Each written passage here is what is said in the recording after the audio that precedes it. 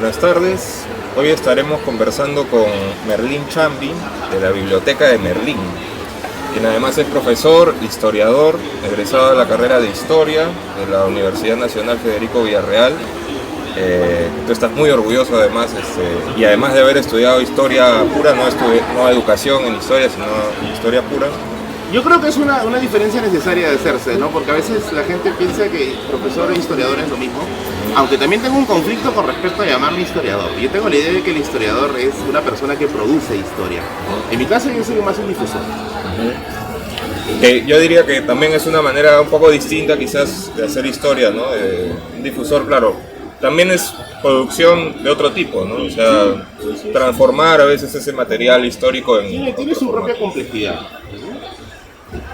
Bien, empecemos entonces por una pregunta un poco simplona, pero para ir calentando. En comparación con otros lugares diferentes donde compras libros y que además tú has hablado de esto ya en varias ocasiones, ¿qué te ha gustado más de la feria, ya que veo que has venido más de una vez? Bueno, en primer lugar, agradeciendo la entrevista, vamos a ir protocolarmente avanzando. Como siempre yo me he tratado de vender en el canal, yo soy un cachinero empedernido. A mí me gusta la vieja técnica de caminar, buscar, ensuciarte, ¿no? Y encontrar la joya que buscas. Pero de todas maneras, el cachineo de libros está muy sujeto al azar, ¿no? Uno no sale a Tacora pensando que va a encontrar un Marloch, ¿no? O un Foucault, ¿no? Y lo que yo creo que la FIL, o lo que la feria misma encarna, es la posibilidad de encontrar novedades. De hecho, yo muchas veces he recomendado que si una persona va a la FIL, debe ir a buscar novedades, últimas publicaciones, e incluso como es un evento muy mediático, tratar de interactuar con sus escritores favoritos, ¿no? Tratar de asistir a las firmas de autógrafos y todo eso. Entonces me parece que el valor más interesante de la FIL es justamente la oportunidad de cazar las novedades, ¿no? Creo que compartimos esas experiencias, ¿no? De comprar libros en diferentes lugares, no solo en la feria. También es verdad que digamos, llega un momento a veces en el que ya las ferias más comerciales se le agotan un poco, ¿no? Ya no encuentra cosas que quizás le interesan tanto, pero siempre vale la pena venir, como dices tú, para las novedades, ¿no? Que se encuentran antes que en ningún otro sitio. Siempre también alguna joya quizás que uno puede encontrar ahí en algunos stands, ¿no? De libros viejos. De hecho, mucha gente a veces me escribe y me dice: Merlín, yo voy a la feria pero encuentro pura literatura juvenil, ¿no? Y yo no sabía buscar, pues, ¿no? De hecho, yo he encontrado aquí en la feria, bueno, no voy a decir el stand porque se van a decir, no, te haciendo publicidad, pero encontré un stand, ¿no? Los tomos completos de historia de las creencias religiosas de Mircea Eliade, que es un libro muy raro de encontrar, ¿no? Una versión reducida de la guía de lugares imaginarios, que es uno de mis libros favoritos también, ¿no? Todo está en tu capacidad de búsqueda, ¿no? Y paciencia. Hay que tener mucha paciencia. Creo que hay varias joyitas, ¿no? Yo también he visto algunas, ¿no? Ya conversábamos antes de la entrevista justo sobre eso. Y también por eso vale la pena, ¿no? Y aparte también para escuchar conversatorios, ¿no? Yo por lo menos he venido todos los días a escuchar varias actividades y también entrevistar a algunas personas, así como ahora a ti, ¿no? Y también, de hecho, creo que a ti te interesa más o menos lo mismo, ¿no? Ver algunas presentaciones, porque hace unos días estaba por ahí en la presentación de un libro, ¿no? Y vi que un poco más atrás te sentaste ahí tú muy discretamente, ¿no? Ah, no, sí. Dios perdona el pecado, pero no el escándalo, dice. Creo que fue en la presentación de la breve historia general del Perú, ¿no? De Lumbreras. No, fue el de Natalio Sobrevilla, Repúblicas Sudamericanas en Construcción. Ya. Mi principal target, en cierto modo, son eso, ¿no? Publicaciones históricas. Me hubiera gustado estar en el de Lumbreras, que de hecho, ese paso, tuve la oportunidad de adquirir el libro, y de hecho que va de cajón a la recomendación de libros de historia para jóvenes, para gente que recién inicia. Y bueno, la FIL tiene eso, ¿no? Esa oportunidad de encontrar a estos autores y sus nuevas publicaciones, ¿no? Excelente. Bien, pasemos entonces ahora sí a la cobertura que has hecho tú de la feria, ¿no? Tú has hecho un video muy curioso donde has buscado el libro más caro de toda la FIL, más costoso de todos de historia. Y bueno, a simple vista podría parecer quizás una simple curiosidad, una idea sensacionalista, ¿no? Para el título, para la miniatura del video, pero lo cierto es que este año, 2022, el dinero y los libros se están relacionando de manera muy distinta en comparación con otros años. El precio del papel ha subido bastante, las librerías no vendieron o casi no vendieron durante meses, ¿no? Según la librería, porque algunas se adaptaron más rápido que otras y muchas editoriales fueron golpeadas muy duramente, ¿no? Por la pandemia, especialmente pensemos en las editoriales pequeñas, locales, que no mueven mucho volumen. Y por eso me pareció muy curioso que tú, que has hecho varios videos enseñando a los lectores dónde y cómo conseguir libros a muy buen precio, hayas buscado el libro más caro de toda la FIL, ¿no? Y me preguntaba, quizás es porque ahora es más difícil que antes conseguir libros a precios accesibles, con una que otra excepción, pero en comparación, ¿no? Haciendo un promedio con años anteriores, se hace más difícil quizás. Bueno, va a sonar simple ya, pero lo hice porque me pareció divertido. Te explico, para que no suene una respuesta muy vacía. En el canal tenemos una comunidad, ¿no? Mucha gente que es espectadora y también hay lo que yo denomino mecenas. Ahí tengo mis Medici, mis Esforza, ¿no? Que colaboran con el canal. Y entonces, un día, pues, en una conversación con uno de ellos, me dijo: Merlín, ¿has visto el canal de MrBeast? ¿No? Que es un youtuber que tiene mucho dinero y dice, no, compro la casa, pide una pizza y le regalo la casa al pizzero que va a venir, ¿no? Algo así. Y me dijeron, ¿por qué no haces algo similar a MrBeast? Y yo le digo, porque no tengo dinero, no tengo dinero para hacer algo así, ¿no? Y me dice, ¿y si todos colaboramos y compras el libro más caro de historia de la film? Y bueno, ahí no hay rigor científico, ¿no? Me pareció divertido y dije, bueno, ¿qué hay más? ¿Qué sentido más tiene la vida si tenés la diversión, ¿no? Y dije, bueno, si es que se puede, ¿no? Al inicio lo hice con mucha duda porque el libro más caro del estaba a 1200 dólares. Si es que se llega, dije. Entonces, si es que no, bueno, lo intentamos y habrá ver la forma de retribuirles el dinero, ¿no? Y se llegó. Hicimos un stream de 5 horas en el canal y se logró. Y bueno, básicamente con ello se pudo venir acá a la FIL y comprar el libro más caro, que es un libro de historia del arte pesqueño. Y con ello me di cuenta de algo, ¿no? Que es algo que también hay que verlo en su propia dimensión. Y es que muy aparte del libro de ser un material de difusión de conocimiento, también es un objeto estético en sí mismo, ¿no?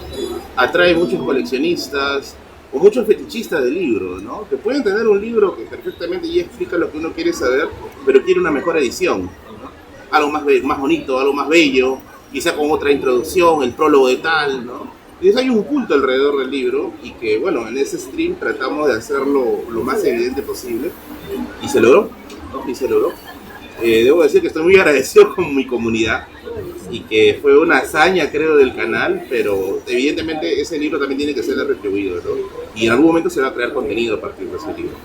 Claro, excelente, excelente. Además también es una manera, pues, de retornar, ¿no es cierto?, ese conocimiento más individual a lo colectivo, ¿no? Pero sí creo que estarás de acuerdo conmigo también en que también al hablar sobre cualquier cosa, ¿no? En general, la relación que ahorita están teniendo precios y libros, ¿no? Es una cosa que, digamos, está pues muy vigente, ¿no? Porque ahorita es que están cambiando mucho los precios y todo, entonces digamos que es una fibra sensible, ¿no es cierto?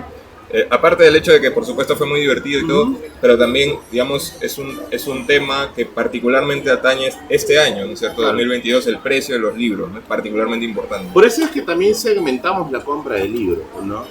Yo he visto novelas de 5 soles vendidas acá, pero vamos, la realidad es que los libros de historia son caros. Y quien ha comprado bibliografía historiográfica sabe que los libros de historia son caros. Hay, claro, ediciones baratas del IEP, por ejemplo, de 30 soles, 25 soles, pero usualmente los libros de especialidad suelen estar 50, 80, 100. Y ni hablar pues en arte y arquitectura, ¿no? Que son libros muy caros, ¿no? Entonces, como la temática del canal siempre ha sido el tema histórico, y con eso yo les dije, ¿no? Si quieren precios ultra baratos, cachimeen, como yo también lo hago, ¿no? Y en este caso fue un poco salir de ese guión, ¿no? Voltear un poco más a mirar hacia qué podíamos lograr como colectivo, por decirlo de alguna forma, y se hizo. Pero de todas maneras siempre la recomendación del canal es busca el precio más bajo. Esto fue algo que no se va a repetir definitivamente. Bueno, ahora sí, ya pasando quizás a algo un poco más hondo, hablemos un poco ya sobre la relación entre literatura e historia. Como nos dedicamos aquí principalmente a literatura, pero también nos interesa mucho la historia, encontramos aquí un punto de convergencia, ¿no? Tú te dedicas particularmente a la historia porque eres historiador, por supuesto, ¿no? Pero he visto que con mucha frecuencia comentas libros de literatura con mucho entusiasmo, ¿no? Especialmente libros de narrativa peruana de los siglos XIX, XX, ¿no? Sobre todo la primera mitad, me parece, del siglo XX. Y seguramente aquí vamos a encontrar pues muchas coincidencias, ¿no? ¿Quiénes son tus escritores favoritos y por qué? A ver, en el caso peruano me gusta mucho Vallejo, y aquí voy a ser muy iconoclasta, me gusta más el Vallejo narrador. Y ese que acabo de decir un sacrilegio, ¿ya? Pero me gusta más el Vallejo narrador, ¿no? Soy muy fan de Ribeiro, me gusta mucho sus cuentos. Hay algo en la nostalgia de Ribeiro que nos extrapola nuestra propia tristeza sobre el mundo, que es genial. Y en escritores internacionales, bueno, para mí el amo y señor de la imaginación es Ray Bradbury, ¿no? Que para mí su obra maestra es Crónicas Marcianas, que es una cosa hasta incluso alabada por el mismo Borges, ¿no? Entonces, la relación que tengo con la literatura es casi la de un curioso, ¿no? Yo estudié historia, evidentemente, pero todo historiador en el fondo también es un lector, pues, ¿no? Y en cierto modo, una forma de lidiar con lo fregado que vivimos todo el tiempo es recurrir a la fantasía, ¿no? La ficción frente a la realidad se convierte en un lente interesante que te permite volar, ¿no? Hacia otros casos, y en mi caso específicamente el caso fantástico, ¿no? Por eso es que creo que me gusta tanto la ficción. Con la historia estoy metido en la realidad todo el tiempo, pero con la ciencia ficción, con la fantasía, ¿no? Busco cosas imposibles que te dan otros resultados, pues, ¿no? Y es justamente la razón por la cual el libro que yo escribí tiene esa temática: ficción, ciencia ficción y fantasía.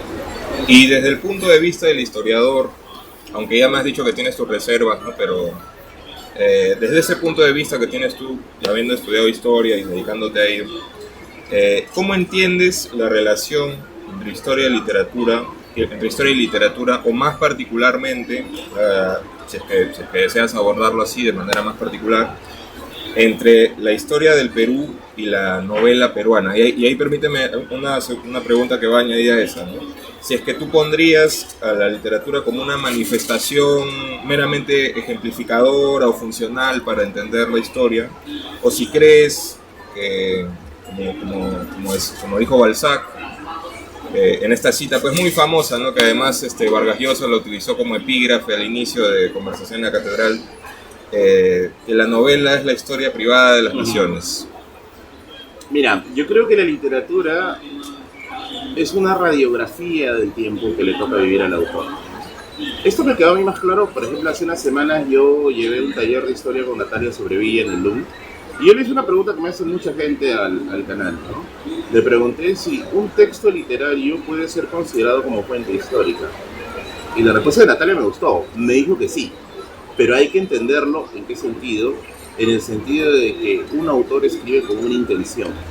La historia se narra sin intencionalidad, es un relato neutro, ¿no? Pero el autor, dentro de su propia intencionalidad, por ejemplo, Bradbury escribe con los miedos propios del mundo de la posguerra, ¿no? El miedo a un mundo que desate una guerra nuclear, el miedo al mundo de una guerra de potencias, ¿no? Entonces, dentro de los relatos de Ray Bradbury, especialmente en Crónicas Marcianas, tú lo que lees entre líneas es eso, ¿no? La externalización de los miedos de Bradbury hecho con estética. No tanto quizá con la rigurosidad del historiador, que es más seco, creo, sino que el arte, en este caso en la prosa literaria, está en eso, ¿no? Es un relato con estética. Y esa estética es justamente lo que aporta como que color al relato histórico, y en ese sentido yo lo veo así, ¿no? La historia y la literatura están muy relacionadas porque, claro, en muchos casos la literatura es una ficción, pero toda ficción parte de una realidad, ¿no? Y esa realidad hay que saberla leer entre líneas. Entonces, la novela, la narrativa, pues esa es la poesía misma, ¿no? Por ejemplo, este poeta que muere en las guerrillas de los 60, ¿cómo se llama? Scorza. Scorza murió en un accidente. Hay, voy el nombre, pero todo este arte narrativo es un síntoma, o refleja el síntoma que vive la sociedad, ¿no? Y ahora, por ejemplo, que fue la pandemia, Javier. Ahora que fue la pandemia, por ejemplo, esta abundancia de relatos de pandemia, ¿no? O por ejemplo lo que está saliendo ahora, cuentos del Bicentenario, ¿no? Entonces uno no crea eso de la nada, o sea, cree porque está viviendo algo, siente un síntoma e intenta externalizarlo. Quizá no tanto con la visión seca de un académico, pero sí con la estética, ¿no? De un prosista. Ahora también es verdad, ¿no? Y habría también que añadir unos matices que también le dan una gran riqueza, ¿no? A todo esto. Que también hay historiadores que tienen una muy buena pluma, ¿no? Que tienen pues una prosa excelente, ¿no? Y que es un disfrute también leerlos. Y también hay historiadores que a veces escriben con intenciones, ¿no? Subyacentes, ¿no?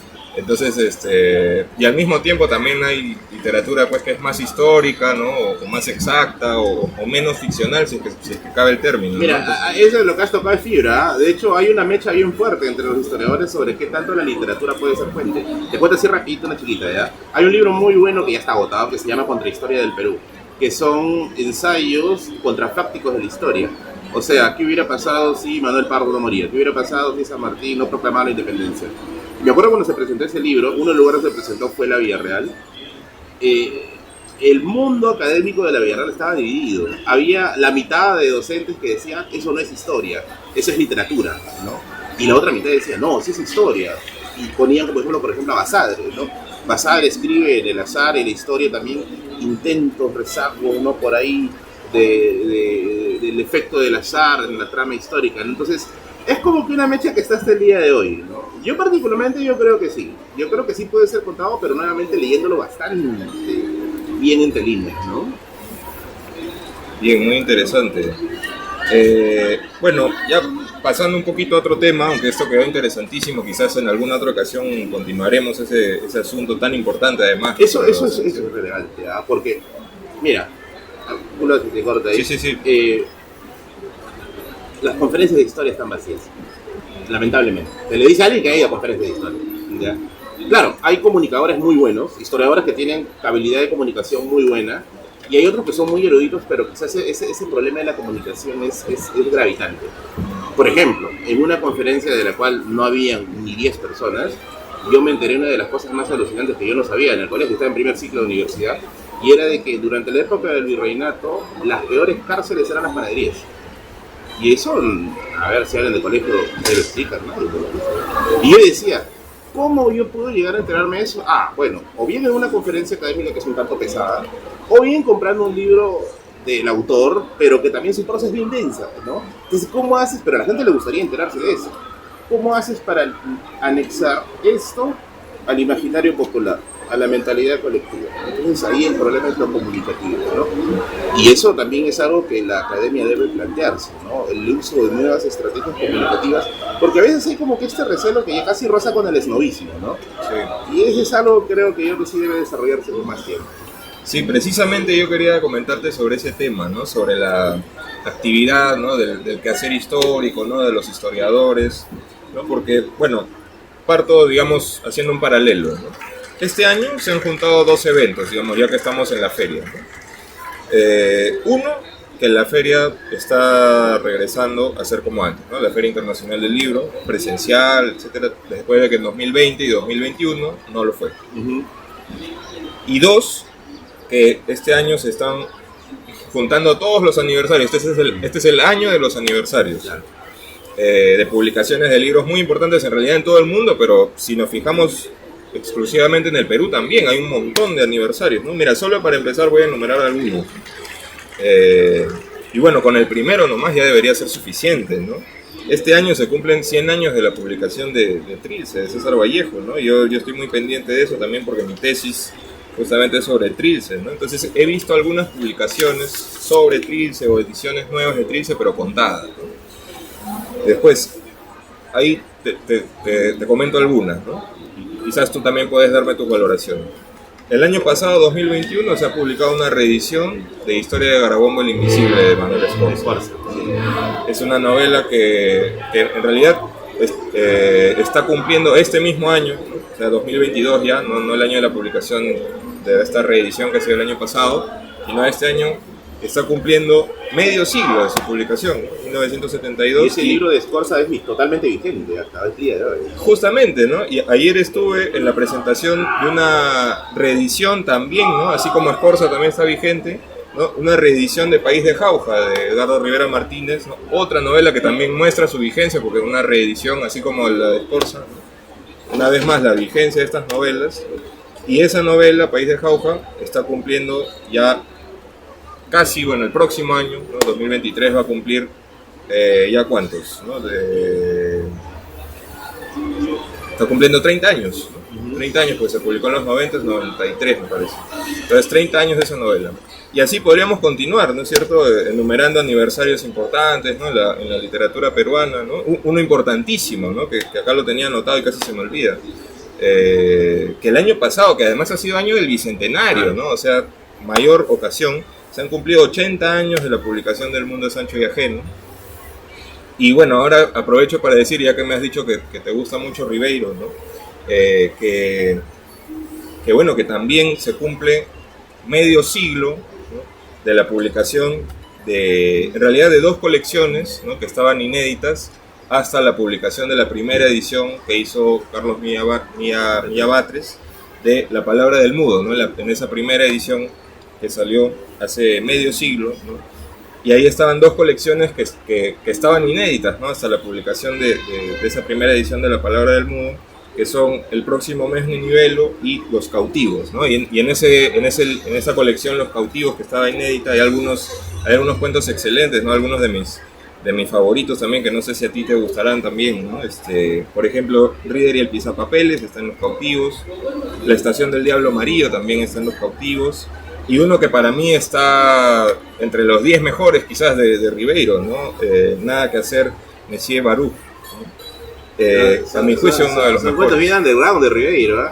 Bueno, yo le entro más a cuentos como la botella de chicha, La Insignia, ¿no? Esos también, ¿no? Sí, Son sí, los sí. mejores también, ¿no?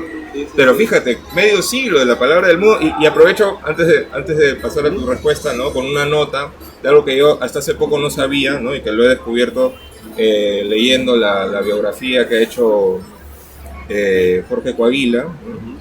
Su biografía titulada Ribeiro, una vida, ¿no? Que aclara un poco la confusión sobre la fecha de la publicación de la primera edición de la Palabra del Mudo, ¿no? Que dice que estaba ya lista para su publicación a finales de 1972, pero que por problemas que hubo, etcétera, se retrasó y recién salió en el 73, pero que Ribeiro esperaba que fuera publicada fechada en el 72, ¿no? Porque había habido esa demora. Y por eso es que hay esa confusión que cualquier, digamos, uno se mete a revisar cuál es la fecha de publicación original y hay una confusión, ¿no es cierto? No se sabe bien si se fue en el 72, en el 73, pero aún estamos a tiempo, ¿no? O sea, si fue entre el 72 y el 73, ahorita aún estamos a tiempo, hasta el próximo año inclusive, para celebrar el medio siglo de la publicación de La Palabra del Mudo, ¿no? Entonces, a lo que iba es a lo siguiente, ¿no? Que la actividad literaria que ha habido para conmemorar todos estos aniversarios ha sido insuficiente, ¿no? Han sido esfuerzos aislados, ¿no? Que se valoran mucho, por supuesto, pero insuficientes, ¿no? Entonces, ya que este año la feria ha regresado a ser como era antes, era el momento, digamos, de ponerse al día, ¿no? Para las editoriales, para los escritores, para los críticos, para todo el mundo, en realidad, ¿no? Y esta omisión además es especialmente grave, pues, siendo que el año pasado ha sido el año del Bicentenario de la Independencia, ¿no? No sé si estás de acuerdo con lo que te he ido diciendo. Bueno, para empezar habría que ver qué tanto el peruano promedio pone como prioridad la rememoración de estos hechos, ¿no? Ahí yo coincido con Bauman, ¿no? Ese que habla de los tiempos líquidos. Cada vez el hombre que está envuelto en una sociedad postindustrial busca lo más rápido, lo más urgente, ¿no? Todo digerido, ¿no? Algo rápido, ¿no? Y entonces, y lo rápido pues son mis necesidades de primer orden, ¿no? Eso es lo que habla Maslow, ¿no? La pirámide de necesidades. Y lo literario, lo cultural, lo artístico, ¿no? Yo encajo con lo que dice Hildebrand ahí, disculpa por el término, ¿eh? Son sofisticaciones mariconas del primer mundo, dice Hildebrand, ¿no? Entonces como que eso no nos termina de cuajar, ¿no? Y decimos, ¿no? 50 años de tal, pero ¿en qué me impacta, no? 100 años de tal, ¿en qué me impacta? Y algo que debería ser gravitante, como es el bicentenario, lo hemos dejado pasar pues como si fuera una fecha completamente irrelevante, intrascendente, ¿no? Por ejemplo, yo he leído sobre el tema del centenario de la independencia que se hace durante el decenio de Leguía. Hay historiadores que han desarrollado el tema como Juan Luis Orrego Penagos, Carlota Casalino, que salió con los libros. Y tú comparas las celebraciones del centenario en la época de Leguía, en la que se inauguran monumentos, se reciben hasta regalos de comisiones internacionales, te hablan que en las calles no había fuegos artificiales, no algarabía, ¿no? Ahora tenemos una indiferencia, escucha, casi de concreto, ¿no? Y eso habría que preguntarnos por qué, ¿no? Y sobre todo, ¿es revertible? ¿Es reversible? Yo soy pesimista ahí. Yo creo que no. Yo creo que no. Yo creo que en algún momento esta urgencia que habla Bauman nos va a terminar de consumir. Pero hay que tratar de hacerlo lo más lento posible, ¿no? Y ahí es donde entra el ciclo del héroe, ¿no? El héroe que cree en las causas perdidas, ¿no? Hace poco estaba leyendo a Campbell, que es un estudioso del tema de los mitos del mundo. Joseph Campbell. Joseph Campbell, claro, La máscara de los dioses, el héroe de las mil caras. Y yo me di cuenta pues de que hay esa narrativa del héroe que lucha por algo justo, es algo que se repite en toda la historia. A veces estamos acostumbrados a verlo pues en nuestros libros de mitología, pero en la realidad existe, sigue existiendo, ¿no? El hombre que lucha o la mujer que lucha por un evento cultural que sabe que no irá mucha gente, pero se hace, ¿no? La persona que lucha por la publicación de un libro, que sabe que quizá va a quedar en algún estante polvoriento, pero se hace, ¿no? Y mientras haya quizás esa esperanza, esa ralentización nos da más oxígeno, ¿no? Para ver en qué momento reaccionamos, ¿no? En qué momento salimos del hoyo, ¿no? Y es que ahora creemos pues de que estas actividades son hobby. ¿Cuántas veces hemos escuchado, no? Estudiar carreras de letras, es fácil, es hobby, es leer, ¿no? Y incluso ahora peor todavía con el tema del arte. No, es un hobby, ¿no? El arte no impacta en el mundo real. Y si uno examina, por ejemplo, el caso, por ejemplo, durante la época del periodo entre guerras, cómo el arte fue usado por el fascismo, por el nazismo para impactar en la dinámica popular, cómo fue usado para traer gente para la Gran Guerra, cómo fue usado incluso como elemento de rescate del catolicismo frente a la reforma protestante, cuando salen ya estas imágenes que escapan del arte más geométrico que era en la época de la Edad Media y ahora se ve una imagen del barroco más dura, más impresionante. Entonces, hemos perdido esa noción de que las artes y las letras son gravitantes, son importantes, ¿no? Quiero pensar que eso va a terminar en algún momento, pero mientras exista nuevamente, ¿no? El héroe, en el sentido de Campbell, que luche por las causas perdidas, hay oxígeno en algún punto, ¿no? En cierta forma también podríamos decir que esos son mitologemas, ¿no? Que persisten aquí, o sea, son estructuras comunes, ¿no? A los mitos que sí, seguirán existiendo y que se reproducen pues interminablemente, ¿no? Y que van a seguir apareciendo en cualquier forma de narrativa, ¿no? De cualquier época. Ahora, lo que sí es verdad, como dices, hemos quedado chicos, ¿no? Como yo la otra vez hablaba tuve un diálogo, una entrevista con Ricardo González Vigil, y decíamos, ¿no? Que hemos quedado chicos, ¿no? Al lado de la generación del centenario, ¿no? Y él lo atribuía en parte también a que faltaba pues un agente, ¿no? Que cohesione toda esa, ¿no? Como Mariátegui. ¿Y sabes qué es lo más triste? Que ya no tenemos otra oportunidad. Hemos tenido la oportunidad de nacer en la época del bicentenario y ya la perdimos, ¿no? De acá vienen 2, 3 generaciones que van a tener la oportunidad quizá de solucionar algo. Claro, la pandemia es un grave obstáculo, ¿no? Pero vamos, el señor Leguía tampoco estaba en el mejor de los mundos, ¿no? Y la independencia ni hablar, ¿no? La independencia, San Martín entre una Lima convulsa, con una La Serna ya presto para retirarse de acá, con una pandemia también, con una pequeña epidemia, perdón, que se estaba viviendo aquí en Lima. Entonces, yo creo que más allá de eso son cuestiones de voluntades, ¿no? Y hemos perdido quizá la gran oportunidad que se nos dio de haber nacido en esta generación que, bueno, no hay, pues, ¿no? Ya les está opacando la luz, pero bueno, veamos a dónde conduce, pues, ¿no? Eso. lo ideal sería no esperar hasta el tricentenario, ¿no? Porque quizás habrá quienes quieran esperar no lo 100 vamos años a ver más. tampoco. Ninguno de nosotros ya estaremos todos bajo tierra, ¿no? Pero bueno, esperemos que, pues, que no... Y ya, bueno, para ya ir terminando, ¿no? Porque ya estamos con la hora.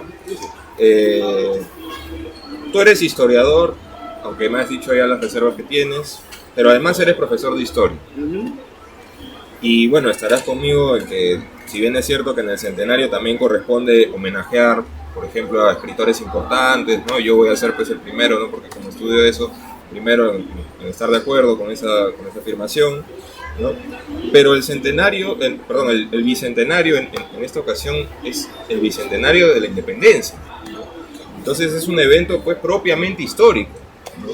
Entonces estoy de acuerdo, ¿no? Corresponde, por supuesto, el homenaje, pero es un evento propiamente histórico. Entonces aquí pues los historiadores, ¿no? Profesores de historia, deberían estar en el centro pues de toda esta actividad, digamos, a la que corresponde el quehacer histórico. Y haciendo el paralelo, ¿no? con todos los aniversarios que te enumeraba, yo igualmente no he visto pues digamos, que los académicos y las instituciones, las universidades cumplan, ¿no? con realizar una actividad suficiente, ¿no? en el quehacer histórico, ¿no? ¿Sabes qué es lo más triste? Que yo sí lo he visto. Pero la distancia de comunicación entre el lenguaje académico y el pueblo de a pie, por decirlo de alguna forma, claro, no es una obligación que todos tengan que dar historiografía, ¿no? Sería un elitismo innecesario, pero al menos debe haber un interés, ¿no? De querer ver más allá de mis necesidades primarias. No concuerda, no conecta. Hace poco hace un par de años, no tampoco, pero hace un par de años, por ejemplo, una amiga en una reunión que recién conocía me dijo: ¿qué has estudiado tú? Historia. Y me dijo algo alucinante. Me dijo: yo no sabía que existían los historiadores, yo pensé que eran viejitos. Es un nivel de invisibilización, pues, preocupante, ¿no? Sí han habido eventos por el bicentenario de la independencia, pero nuevamente está el mismo problema, la brecha comunicacional, ¿no? Y yo a veces estoy un poco de desacuerdo con estos rankings muy tendenciosos de que al peruano no le interesa aprender o no le gusta la lectura. Y yo más bien, yo creo que el peruano quizás no le interesa la lectura, pero sí le interesa aprender y busca otros medios para aprender. Y ahí es donde entras en la jungla de internet, ¿no? Donde encuentras contenido. Entonces, hay el esfuerzo, ha existido, de todas maneras creo que no ha dado totalmente la talla, pero mientras no se solucione esa brecha comunicativa, esto va a seguir. Y en un país en donde la historia es pues nuestra alma prácticamente, ¿no? Es un país que se ha forjado entre sociedades que han perecido, una sociedad compleja como el Tahuantinsuyo, corrientes migratorias, ¿no? Poner de lado nuestro pasado histórico es raro, ¿no? Es muy raro. Tú a veces, un profesor me comentaba, ¿no? Que cuando tú ibas a Estados Unidos, tú encontrabas museos en todos lados de todo. Museo de la electricidad, museo de los bomberos, museo de tal cosa. Y era porque era esa necesidad de sentirse representados. Aquí... Claro, a eso me refería precisamente, ¿no? Cuando decía que es una actividad insuficiente, pues sí, es verdad, hay esfuerzos aislados por ahí que se aprecian muchísimo, se valoran. Bueno, nosotros lo valoramos, ¿no? Que sea una pequeña cantidad de personas, pero más allá, digamos, de la brecha de la que tú estás hablando, también la cantidad es poca, ¿no? O sea, la cantidad de museos, la cantidad de coloquios, ¿no? De congresos que hay de historia, de conversatorios entre historiadores. Yo que he visto algunos, por ejemplo, por poner el ejemplo de la feria, ya que estamos los dos aquí, he visto algunos, pero son pocos. Sí. O sea, ahí sí creo que estamos de acuerdo en que es insuficiente porque son esfuerzos aislados, ¿no? O sea, no hay pues una verdadera comunidad cohesionada y potente, ¿no? Que realmente esté produciendo una cantidad grande, ¿no? de material histórico, ¿no? Ahí sí creo que podríamos estar muchísimo más adelantados en eso. De hecho sí, o sea, no estamos ni siquiera en estado perfectible, creo. Estar rumbo a lo perfectible. Pero nuevamente, como te decía, aquí entra nuestra indiferencia preocupante y absoluta que vemos, ¿no? Y que espero pues que la sensibilidad en un momento toque nuestros corazones de personas apuradas y urgentes, ¿no? Es verdad, hay una falta de recursos, pero ese es un problema menor en comparación con el problema principal, ¿no? Que es la desidia, que es yo creo el mayor problema, ¿no? Que tenemos ahora mismo. Bien.